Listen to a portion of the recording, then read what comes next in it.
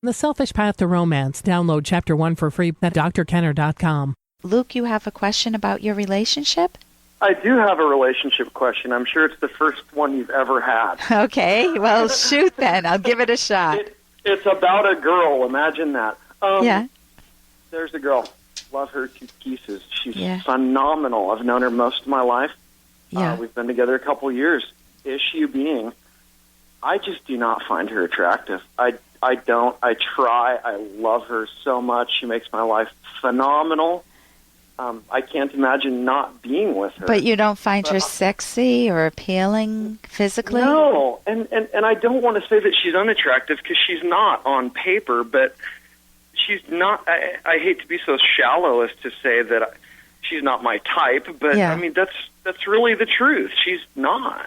Okay. And I'm trying to overcome this mentally, and I guess I wonder, can a person change their type? Okay. Well, what if the one thing, if you never think about it, you won't change your type, right? But if you give it some thought, what would help you change your type so that she is your type? I have wrestled with this so much before I called. I didn't just try to call somebody for an easy answer. I've wrestled with it. Yeah, and I've read article after article. I've tried to do soul searching. I've consulted the philosophy books that I read, and for the life of me, it's just at the end of the day, it's just if she were to walk out, Luke, if she were to walk out of your life, and let's just say that somebody else falls in love with her and happens to love her looks, and now this guy is with her, and you're saying, phew, I didn't like her looks, even though she was everything I ever wanted. The looks were a relationship breaker for me, and I'm so glad that she found someone else because I didn't have to necessarily hurt her feelings on something that's outside her control, her looks. I'm assuming it isn't that she's just overweight or something. I'm assuming that there's something about her physically that she can't easily change. Is that a right assumption? I mean, a little bit. I mean, no, she's not obese or heavy or anything like that. But I mean, maybe compared to my history, yeah. I mean, so if she in the example you just gave about her walking away, that would not be a relief to me. That would be devastating. I don't want her to do that. Then go ahead. And I love walking, holding hands with her, snuggling up with her, a smooch and whatnot. But in terms of roar, there just is no roar factor. To the point where it's like anything like sex is almost, well, not almost, it is forced. I just don't really want that from her. And I feel like... Yeah, that's a big problem. It's a huge problem. Yeah, because... And I feel like someone I love that much, I should want. Okay, one of the things that's crossing my mind... Hey, I got to interrupt this because we've got to pay some bills. 30 seconds, that's it. A very quick ad, and then Ellen will be back. Romance. I wish I knew more about what girls want from a relationship. Boy, I wish I knew more about what I want. Where's that ad I saw? Here it is. The Selfish Path to Romance, a serious romance guidebook. Download Chapter 1 for free at selfishromance.com and buy it at amazon.com. Huh. The Selfish Path to Romance. That is interesting. It's a huge problem. Yeah, because... And I feel like someone I love that much, I should want. Okay, one of the things that's crossing my mind, is there something else apart from her looks that you're not naming that's there that you don't like, that when you dated other women, they had this factor X or something that this woman doesn't have? Not that I know of. I mean, if I were to create my ideal on paper, aside from the attraction, she would be it. Have you watched the movie Cyrano de Bergerac? I have not. Okay, I recommend getting the original black and white one. A more recent one was made with Steve Martin, and you can imagine that I would not get that one. It's funny, yes, but it also the woman's beautiful, yes, but it also makes a mockery of Cyrano de Bergerac, the original, the classic. Get the original one And watch that, because it's dealing with the same type of theme. Oh, and well, that's good to know. Yeah, and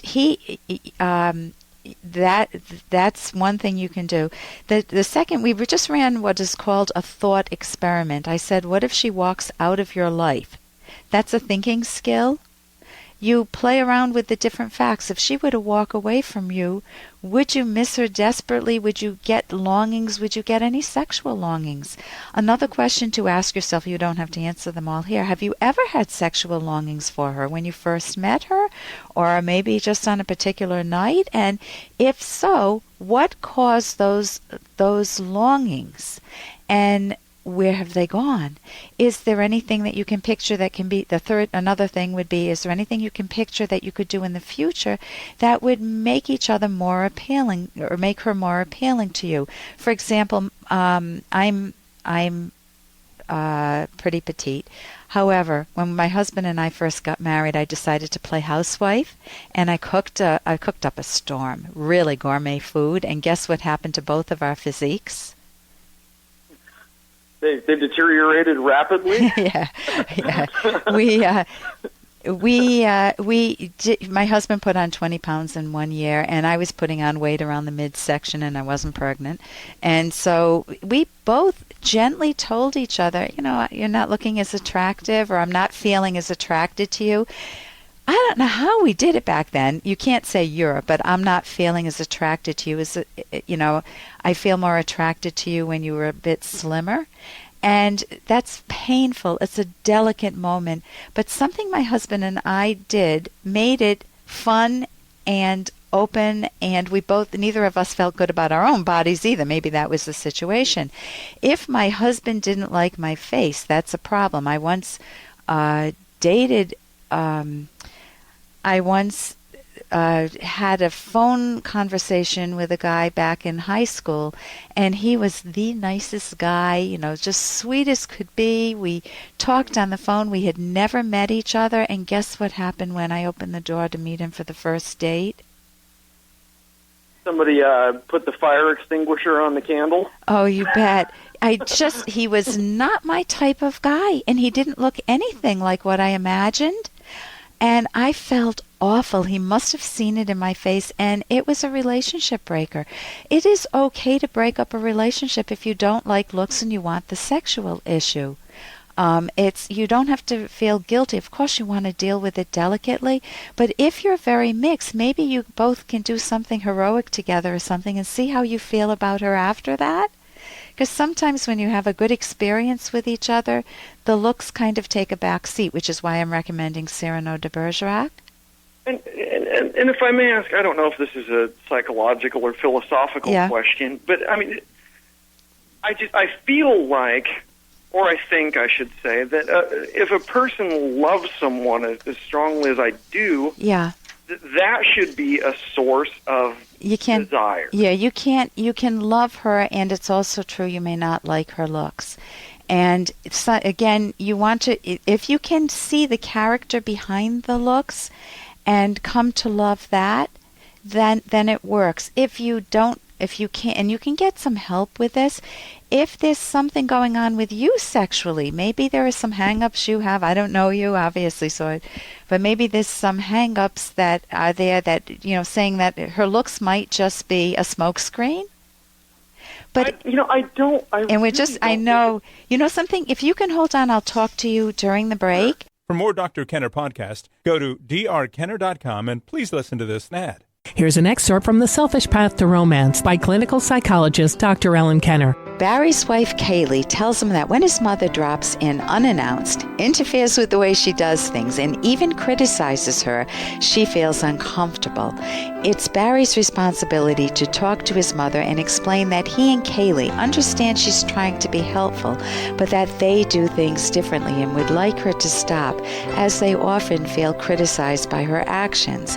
Barry can then ask his mother to agree to planning visits together in advance.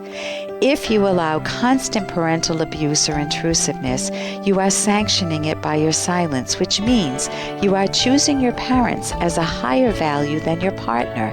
For a romance to thrive, you need to protect your privacy and establish proper boundaries with your parents. You can download Chapter 1 for free by going to drkenner.com, and you can buy the book at amazon.com.